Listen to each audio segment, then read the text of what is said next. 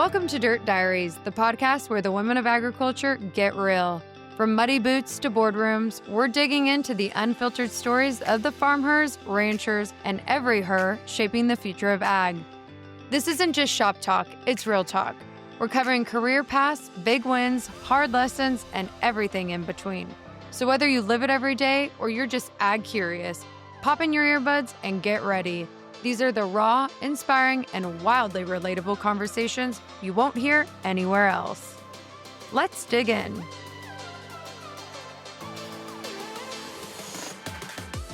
Hey friends, welcome back to Dirt Diaries. Today's guest is someone I had the absolute pleasure of getting to know both on and off the screen. Shanley Warren is the CEO and co-owner of Shanley Farms, a specialty fruit farm on California's Central Coast that's redefining what it means to grow good food. You may recognize her from season 6 of FarmHER, where we got a behind-the-scenes look at the innovative crops she and her family are growing, like finger limes, Morro Bay avocados, and passion fruit. But what makes Megan's story truly special is how she's blending legacy, sustainability, and entrepreneurship in such a fresh and fearless way. In this episode, we talk about what it's been like stepping into leadership after the loss of her parents, running a multi-generational farm with her husband and 3 kids, and building a future-focused ag education center right on their land. Megan also opens up about media, motherhood, money, and the lesson she hopes for her kids to carry forward from farm life. We get into some fun stuff too. Reality TV dreams, thrifting finds, and the sweet chaos of raising a family while running a business. Megan's grounded, generous, and full of wisdom, and I can't wait for y'all to hear her story. Let's get dirty with Megan. Joining me is my first episode of FarmHER, Megan, and it's just so great to be back together chatting. I feel like since I left your guys' farm in California, obviously one of the most beautiful spots, by the way, it's been a whirlwind for you all, like, especially with the finger limes, obviously the avocados, but everything. You guys have been so busy, and it seems to be like things are taking off. Yeah, and you were here, Kirby, at like the starting point of the roller coaster ride. I think it was just maybe a few months after my dad had passed away and my husband and I had taken over the farm. And so we were just stepping foot into figuring this whole thing out. So fast forward a couple of years, and I feel like we finally have our feet on the ground and our heads above water. And yeah, a lot's happened. We're still here, so that's good. That is good because I know, before we get into that, I guess I'll let our viewers give a little backstory, on yourself, your family, where you guys are located, all the good stuff. Sure. Okay. So I live on our farm in Morro Bay, California. It's on the Central Coast, right near San Luis Obispo and the Cal Poly University. So I actually went to college at Cal Poly and ended up transferring to Cornell for a short time, graduated from Cornell, started working for Driscoll's Berries right out of college. And then I started getting phone calls at the office from my dad. Meanwhile, back home, we had a little retirement farm, about 30 acres of avocados. He had some extra land, so he planted something called finger limes, which I'll be so happy to tell everyone about. But he started calling me because his finger limes had just begun to come mature and were ready to be harvested, and he needed customers to buy his finger limes. Meanwhile, no one had ever heard of finger limes besides my dad in the United States. And so he started calling me at work, asking me for some of my customers for the berry company that would be interested in buying some of his finger limes. And after a few phone calls, I was embarrassed. I think I said something like, "You can't call me at work. If you want my skills, you're going to need to hire me." And then he actually hired me. And within 2 weeks, I was on a moving truck back to California. I was living in Kansas City at the time, working for Driscoll's. But I hit the ground in California and just immediately hit the ground running. I was at the Santa Monica Farmers Market introducing finger limes to people like Wolfgang Puck and Jim Carrey's private chef. And then I was in Whole Foods, developing a relationship with the Whole Foods buyer down in Southern California.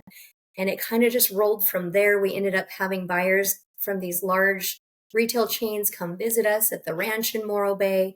We showed them our avocado trees. We talked about how we have this amazing avocado here in Northern California. It gets really rich and creamy, and it's too bad we have to harvest it early because of the Mexican market dropping the price in the California fruit. But meanwhile, if we hold the fruit, we get this really amazing avocado in the fall. So that started a relationship with Whole Foods and our Morro Bay avocados. But fast forward about 14 years to today, my parents have both passed away, sadly, and quite tragically, too young, but it's left my husband and I with this farm and a little farm over in Visalia, which is where we have a lot more finger limes and some lemons. That's our organic property over there. And we had to go through a lot in the last couple of years because I actually had to buy out my twin sister from the farms. That was a big surprise to me, to learn that she wanted absolutely nothing to do with this beautiful property my dad and my mom had left us. But that was a scramble, and that was probably the darkest time of all of this, was trying to figure out how to buy her out of the whole show. And thank God, we were able to do that just probably about 6 months ago. And so now it's officially my husband and my farm, and we're operating it Wow. without someone breathing down our neck, waiting for their payout. So that's been a treat. Yeah. And you have a lot of you have another avocado farmer I know located next to you, larger scale. And I'm obviously a California girls here. I've been in Texas for a while, but just for anybody listening or watching, owning land there, and I know it's like this everywhere, so not just California, but owning land there and being able to continue it and keep it in the family, like you guys, it's just challenging. You get some of the bigger places, you get a lot of international buyers that come in there. They want that land. They want to either develop it. I mean, so obviously I know this was a family member, but what you could get for it if you just sold it and didn't care, I know is vastly different than really trying to make it work. Yes. Yes, and I don't know if you want me to talk about that. I'm happy Yeah, to talk yeah, about if that. you don't mind, I would Um, love for you to talk about that no, because I it's love actually, to I do. don't know where you are at with your sister because, and Megan, feel free to say as much or little as you can or want or comfortable to. I mean, it's hard on families. This is like a really Yeah. challenging thing.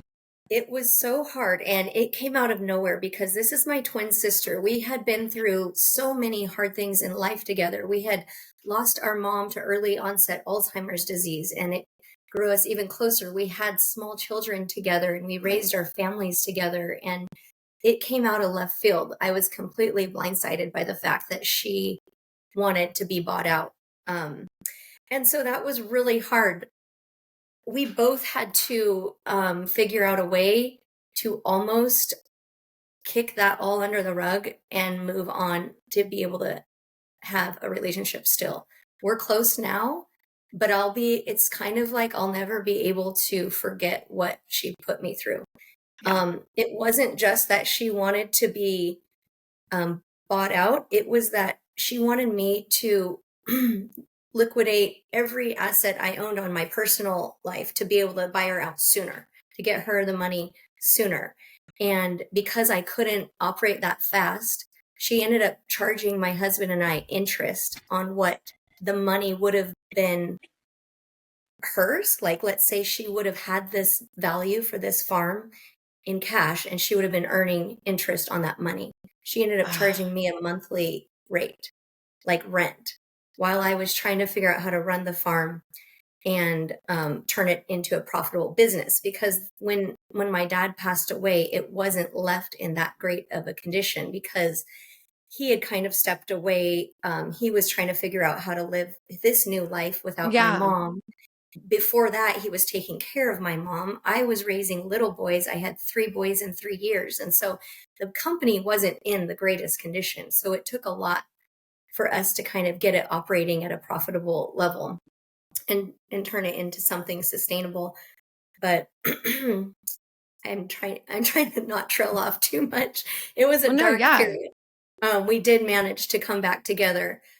It's like a topic we try not to speak of together anymore. It's kind of like if too much gets brought up, it starts to get ugly, and we both have to just stop right there and stop talking about it. Does Which I that make commend you all sense? because just realizing you want your relationship still, and being able to Yes. kind of put it under the rug a little bit. It's Like I know it it's for the better of had your to be. families, and you want Yeah. that, but that's hard. It's hard. Yeah. It was really hard. But because first of all, she's the only family I have left, Yeah. I couldn't let this destroy us too. And so that's what it took, was swallowing that and just sticking it away. And that's where it has to be forever. Yeah. Um, And now look yeah, where you guys look where the farm is. I mean, that's what I find to be so fascinating is a lot of the trials and tribulations even we got to talk about on the show. Um and and you were like, I don't actually know what the future looks like here. yeah, yeah. So that was maybe a year or so ago, and there's been a lot of developments. Um, for starters, we ended up my brother-in-law was living on the farm helping us out after my dad had passed away. And he started posting some content on his Instagram, and one of his friends down in LA worked for a casting company. So she wrote him and was like, "Hey, there's a show, Farmer Wants a Wife, coming out. Do you want to be casted for it?" And so he ended up getting accepted to be on the show. So Hollywood moved to the farm for about 5 weeks and kind of took over the show. Like it Were they was up at intense. the house on top of the hill? Oh, they were everywhere, Oh, Kirby. I sat down on the couch up there to drink my coffee one morning, and all of a sudden this drone rises up. You know where I'm talking about. yeah. And I just kind of waved at it, but they were everywhere. And um, I just I made it really clear in the beginning, like, you guys are welcome to this ranch to have for filming, but please put finger limes on your show. Like, this is a crop. We have thousands and thousands of trees growing and producing, and there's not a huge market for this fruit, and I desperately need exposure. And so the weeks went on. They definitely had their way with the ranch. And then fast forward several months, they start airing the show, and the first episode was a date that my brother-in-law went on with our friend at his oyster company down in Morro Bay, and they cracked open finger limes and were squeezing the finger limes on the oysters and kind of talking about the fruit. And I'm like, okay, there we go. You're There's like, this some is good. exposure. We're teaching people to put this on oysters, which is like one of my favorite ways to eat it. And then several weeks go by, and I don't know if you are watching the show, but last week they actually took the girls on a finger lime harvesting date. Oh, And the I didn't see three, that one. yeah, it was my favorite so far I need because to watch it. he had the girls out there picking the trees. They're really pokey, so they're all wearing gloves and filling their little boxes and talking about the finger lime, saying things like, "Oh, it's like citrus caviar." And they even did a shot where Matt broke open the finger lime and squeezed it so you could see all the little pearls inside the fruit. So I'm like, we finally got the coverage that I was looking for. So I don't care what else happens with the show.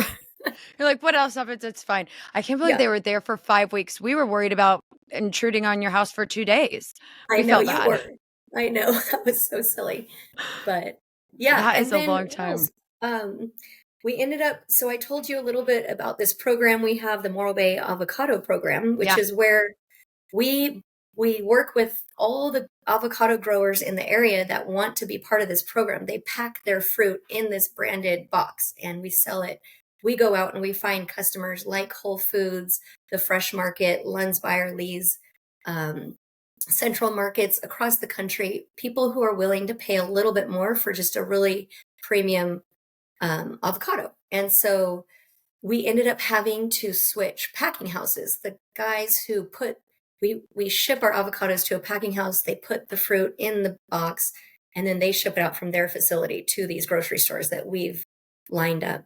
We ended up having to change partners with that packing house. And that was the first big girl business move I've ever had to do. And it was really scary and it was sad to break that relationship off, but so much needed to change in that department that we had to move on. And I honestly just finally started praying to God, like, if this is the path we're supposed to be on, please just keep doors open. And every step of the way, they've been left open. where it's like we found a new packing house. We went to the buyers of the programs and they said, we'll stick with you guys. We started the program with you. We'll stay with you guys. And it's just been amazing. We had a huge avocado grower barbecue up here in Morro Bay. It was the first time anyone's brought together the growers of the region and Interesting.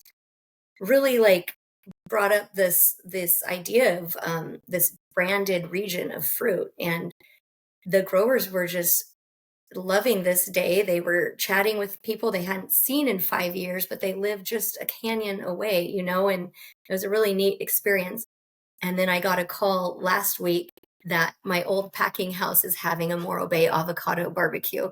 They've never done that ever before. And it just made me laugh because it's like, can you guys get your own ideas? That would be cute if you could just get your own idea of how to do things. But yeah. Look at you, trendsetter, right there. So it's just fascinating to me too. Like you said, that was one of your first big girl on like farm decision on the farm. I mean, since I got to meet you and be out there and all these decisions that you've had to make, how has that shaped you, not just like as a farmer, but as a business owner, as a landowner, as, a wife, a mother, like how has that kind of changed things for you today? Yeah, that's a really good question because it's still evolving. Mm-hmm. But what it did for sure was show me that we're not just in this to make money, we're in this for a lifestyle. I don't know a lot of people who get into farming to get rich. It's totally a lifestyle that we're raising our boys in. I actually homeschool the boys, and so they've been through this every step of the way. Like they've been in the conversations about borrowing money from the bank, and they've been in conversations about having to evict rental tenants who aren't paying the rent because we need that money to turn around and pay the bank. And they're just in it every step of the way. And I love that. I love giving that to the boys. And but beyond that, we live on this beautiful piece of property on the Central Coast. We're 10 minutes from town. Like it just couldn't be a better situation for us. And Yeah. I'm so thankful for that. And to be honest, if this doesn't work out and land prices get too high and labor costs and water, and I mean, if we get a couple heat waves in a row, we'll probably be done. Um, it's just been a beautiful ride to be able to live here and do this. It's cool. What a great outlook you have on that Yeah. even if, the journey ends at some point, you were able to still be on it for as long as you could be. That's Yeah. And special. that's kind of where we're at. We're kind of just riding this as long as we can. And it can be a long time or it can be over before we know it. So we're just trying to make the right moves and stay on it as long as we can. The finger limes, I know you guys had implemented them within some of the schools too. Is that still a thing? Are Oh, yeah. kids still loving them at the schools as snacks? And do you guys Yes, still have that program? that's my favorite thing that we've done together. My husband had noticed how much our boys were loving just eating finger limes straight off the tree. And so he ended up selling to our local school district at the time. And that kind of just grew word of mouth to different school districts where we're now talking with like Los Angeles Unified and Oh, wow. Fresno Unified. And these are huge school districts. But even since then, we've worked with New Mexico and New Jersey and across the country. The word is spreading that kids really enjoy this as a fun citrus item that they haven't experienced before. So That's cool. there were some major budget cuts to school funding for farm to school produce, but there's still quite a bit out there that schools can use to introduce their kids to new produce items. And that's really where finger limes fit in well with the kids right now. Have you seen any other finger lime producers? Have they popped up around, or is it still, I mean, just kind of you guys? You know what? There's many that kind of caught on to what we were doing years ago and planted trees. And several of them have pulled out their trees since then because they just haven't become that thing that we all thought they were going to be. Yeah. But there are a few growers that are still hanging in there. And the hard part about that is we're out there spending a lot of money and time doing the marketing and sales for developing this market, especially in the school districts. Well, there's a couple of growers down in Southern California that swoop in and eat up that demand we've created. And it's so painful to see, but that's just the way it has to go. Yeah, just all part of it, right? Yeah. Okay, switching gears a little bit. You guys, before you got into farming, real quick, were you guys, you flipped houses and you did all, wasn't that Yes. kind of your husband's thing and you guys did that? I mean, are you guys still doing any of that? No, unfortunately, there's no time for Yeah, I anything figured there but wouldn't be time. Yeah. farming. But my history is I had gone to work in like a sales marketing role in produce out of college, and that's all I did for my dad was marketing and sales. I did no farming. That was all my dad's side. And Justin, meanwhile, was building a business of house flipping, real estate development, and he was rarely around the farm.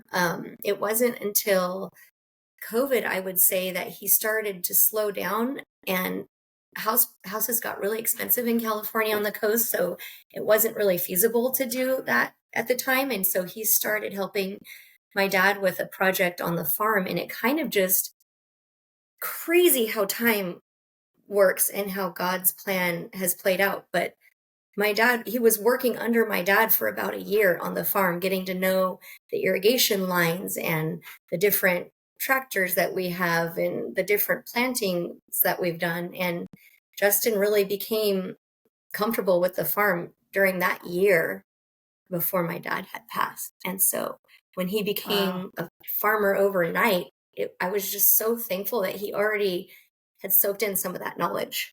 Yeah. And that's actually, it's a great time for him to be able to also spend with your dad, in those moments, but learn because you guys didn't know what was about to happen and how your No, life and was going to trust me, shift. we still are discovering things that we didn't know about, You're like, but here we are. it was Here we are. at least a little cushion, you know? Yeah. Oh my gosh. Okay. I got to ask you, if you weren't doing what you're doing now, what do you think you would be doing? What do you think your life would look like? Gosh. Well, I have 3 boys and I love raising these boys. I'm not the one to trust me, I was early in my life to send them to school. Get away, go away, like please someone else take care of the boys. It came a time where I just wanted the boys and I wanted to raise them and help educate them and live our days with them.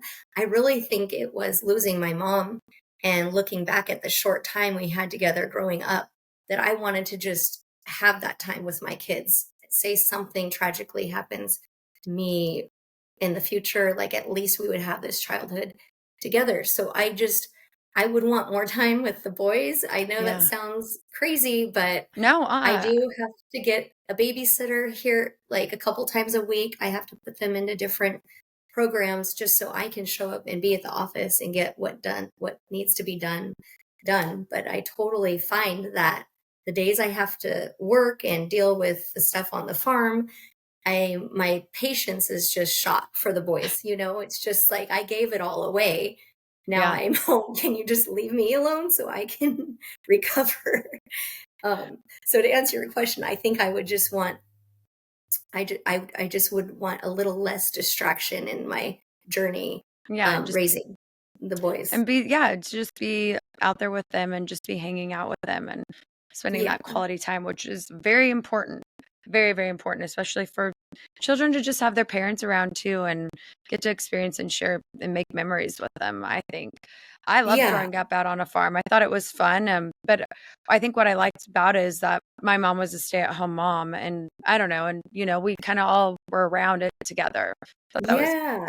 it was I fun. It hear was you, neat for us, Kirby. and Like I didn't get that, and I just so want that for them.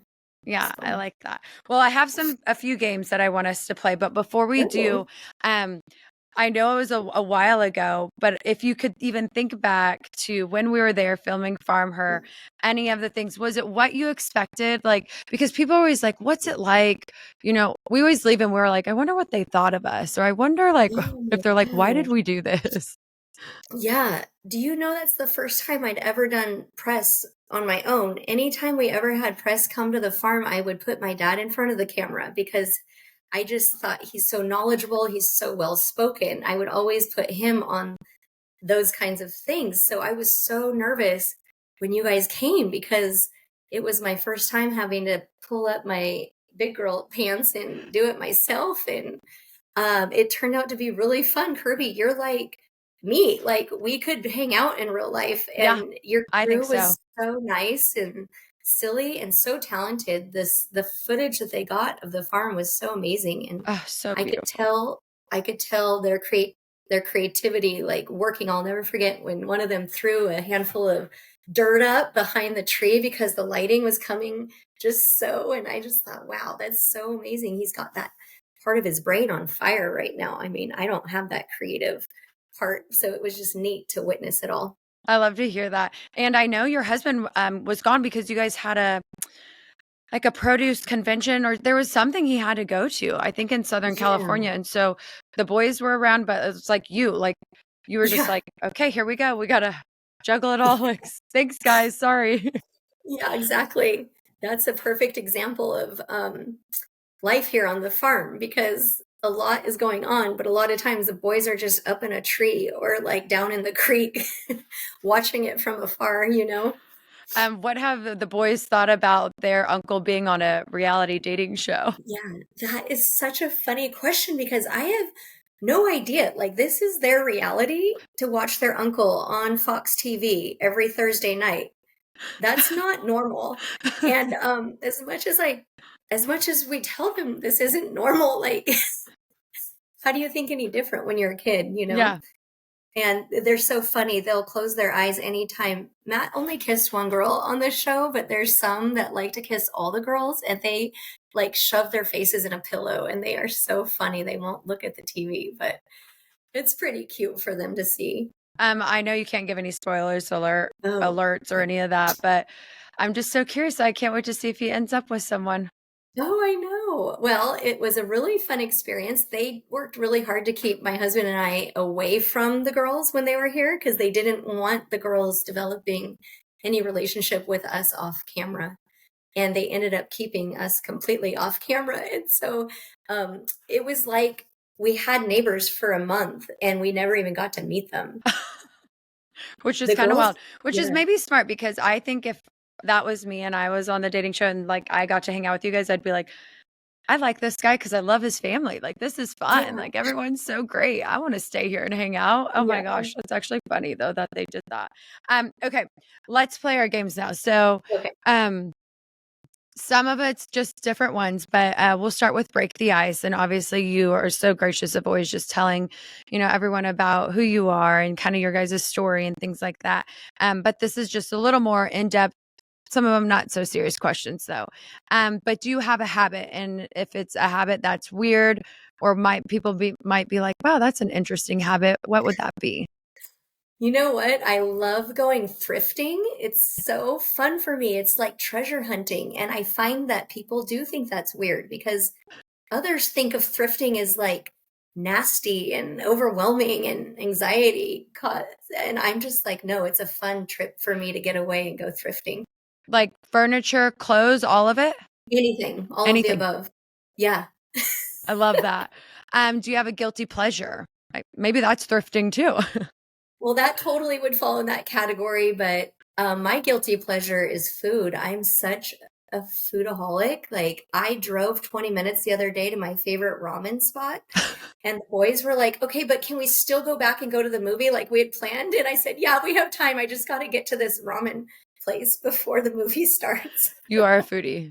Are you? So Yeah. you are one of those. You'll drive the distance for food, and you might wait in line for food as well. Yes, I am that person. I like that. Um, what is your? Seems kind of like a negative question, but it doesn't have to be. What's your least favorite part of your day? My least favorite part of my day is still telling my boy, like teeth brush time. Like, come on. We're 7, 8, 9, 10 years old. Like, go brush your teeth. What are It's you like doing a letting those little battle. teeth rot out? No. Yeah. You know what? My mom was a dental hygienist, and maybe that's just what's still hanging around is like, I need to get that plaque off every night. And they fight me every night. They're like, we're not into this, mom. Stop making us do that. Do you have a hidden talent? I can actually juggle. That surprises a lot of people. I always thought it's so simple, you're this ball, this ball, this ball, and then you go, Yeah. but that would be my talent. Oh, look at you. Um, if you could participate on a reality TV series, what one would that be? Well, after seeing reality TV behind the scenes, I would never step foot in a reality TV show. I love that. I actually love that honesty. And we just leave it there. Yes, we definitely can. Um, if you, well, being a foodie that you are, if you had a sandwich named after you, what would be on it and what would you call it? Oh, that's really cute. Probably something that involves avocados because I'm like the avocado person around here. Yeah. Some turkey and avocado and maybe a little crispy bacon. Ooh, yum. Yeah. That's really yum. If you could only watch one movie or read one book for the rest of your life, what would those be? Oh my gosh, one movie would probably be Christmas Vacation because I watch it every year and it brings me so much joy and happiness. That's a good one. That's funny. Okay, switching gears. This game is This or That FarmHER Citrus Edition. Oh, Our cute. team does a great job of kind of curating these questions and these games for each guest, and so it's kind of fun. So yeah, the FarmHER Citrus Edition. So just quick answers, whatever. I should say quick answers. It's options. Anyways, finger limes or passion fruit. Finger limes. Yeah, for me too. I love the finger Me limes. So I'm too. like so excited that you sent these, by the way. So thank you. Um, Farmers market or chef collab. Farmers market. They're so Oh. fun. We get to sample them firsthand and see their Dirt under reaction. your nails or fruit in your hair. Fruit in my hair. A lot easier to get out. An early harvest or a late bloomer. Early harvest if the market's good. A new crop trial or a trusted favorite. Trusted favorite. I don't ever want to do a new crop trial ever again in my life. You're like, no, we're not doing that ever again. Okay, this is pick a pack game.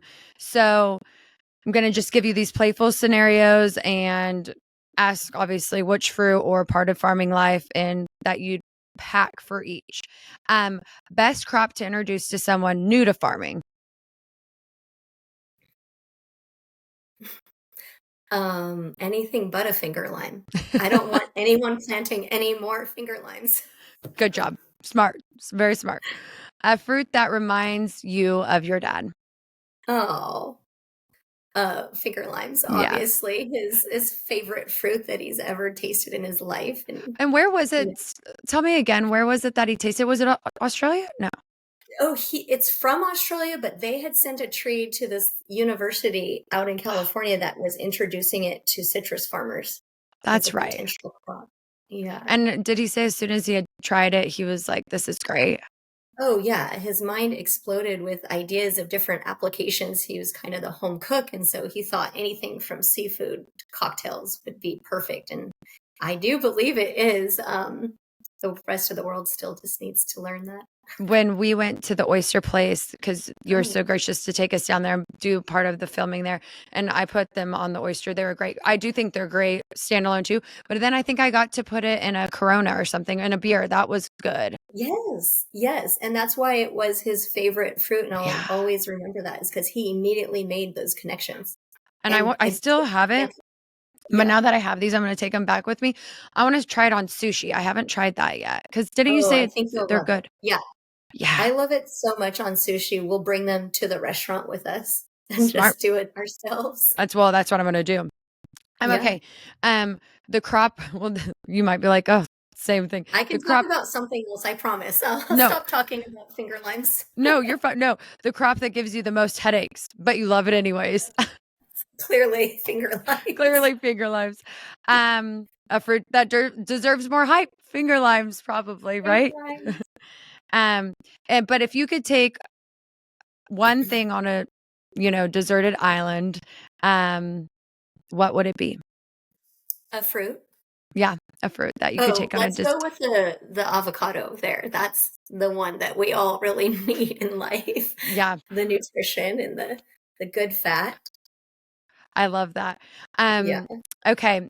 Now back to a little more serious questions of just, something that people would be surprised to know about you. Obviously, you gave the good thrifting, but maybe, just you more intimately as a person too. Just whether it's to do with, you taking over the farm or being a wife or a mother, something that would surprise people about you. Wow, Kirby. Wow. Okay. What would surprise people about me? Um, that's a hard question. I feel like I wear my heart on my sleeve. What have I not shared? Yeah, you're really good about that. And I want to actually now, I want to go into that because even when we were introduced to you, the social media has drastically changed for you guys too. Like even just how you guys promote yourself on social media, talk about how that's been very beneficial, and the growth of that for your guys' operation. Oh, thank you. It started because we are marketing so much to larger retailers and distributors, and we wanted a place for people to go visit and see us as who we are and like be a legitimate company, kind of. So that was that was what was behind putting a little effort towards the social media. But I have a great girl who runs my social media account for me. I'll send her all the photos and the videos of the ranch with captions, and she will create reels that just look so beautiful. And one recently kind of went viral. It was really cute. It was just about my California, and it just showed a bunch of clips of us on the farm and different stuff happening around here.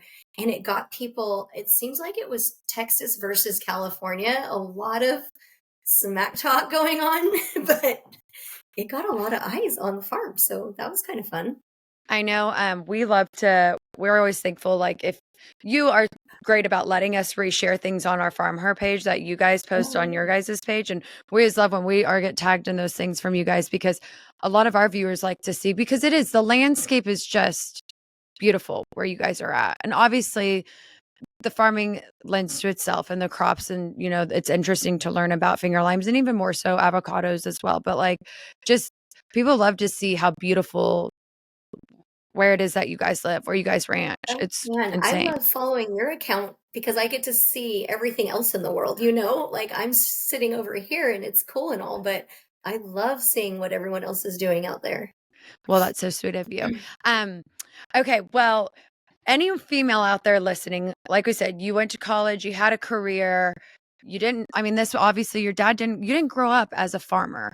What Right. advice could you give to women, and I mean, even men too, if they want to pursue a passion or switch gears or make a career change, what would you tell them? If you're entrepreneurial, I would just say definitely get your finance classes taken care of and get a good grasp on that because at the end of the day, those financial statements and cash flow is what it all comes down to. And that's not something that I ever paid much attention to. I was out there, putting on a smile and a cute outfit and working a room, networking and Yeah. marketing. Like I never took that business side of this seriously until I had to. And, by the time I had to, I've had 3 kids. Like that took away half my brain cells, I'm sure. So it's been a challenge. I'm getting it done, but it hasn't been easy. Are you Um, the one homeschooling the boys? yes.